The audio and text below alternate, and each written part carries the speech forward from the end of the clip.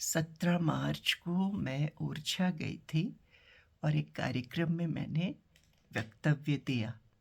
श्री राम के जीवन पर, रामायण पर जो उनका पात्र है और माँ सीता और अन्य जो महिला पात्र हैं।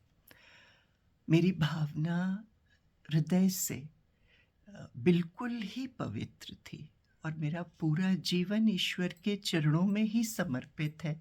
आप पता भी कर सकते हैं मेरे बारे में, मेरी लेखनी के बारे में, मेरे जीवन के बारे में। उसको गलत तरीके से पेश किया गया। उसमें मैंने कहीं भी ये नहीं कहा है कि यदि रावण अच्छा दिखता होता तो ऐसा होता, ऐसा मैंने कहीं भी नहीं कहा। लेकिन कुछ लोग हैं जो तोड़ मरोड़ कर उसको प्रस्तुत कर रहे हैं।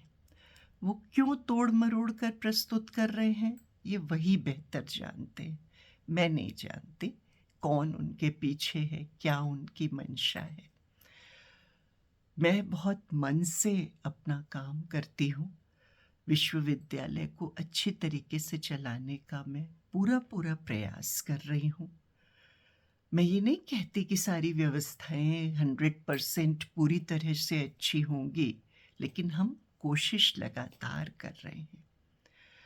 ये विवाद जो है वो मुझे ऐसा लगता है कि जिसे कि बनाया गया है, और मेरी तरफ से हो सकता है कि शब्दों के चयन में, भाषा के अंतर में, चूंकि बीच में अंग्रेजी में भी है वो वक्तव्य, तो कहीं ना कहीं हो सकता है कि मैं अपनी भावना नहीं व्यक्त कर पाई या गलत संदेश आप तक पहुंचा, लोगों तक पहुंचा। सनातन संस्कृति में अहंकार का कोई स्थान नहीं है। हम प्रतिवर्ष उत्तम क्षमा का पर्व मनाते हैं और हम कहते हैं कि यदि हमारी बात से किसी को अगर बुरा लगा हो तो हमें क्षमा करें। इसी भावना से मैं पूरी तरह से क्षमा प्रार्थी हूँ। मैं पूरी तरह से ये बात कहना चाहती हूँ कि बात को बढ़ाना, बिना बात के बात को बढ़ाना, क्योंकि कुछ लोगों का उद्देश्य विश्वविद्यालय की प्रगति रोकने से, ऐसा प्रतीत होता है। कुछ लोगों का उद्देश्य इस मुद्दे को बस जीवित रखने से है। कैसे भी करके हम इसको जीवित रखें, कैसे भी करके हम इस मुद्दे को बस चलाते रहें। मैं क्षमा प्रार्थी हूँ। मैं आगे से बिल्कुल ध्यान रखूंगी।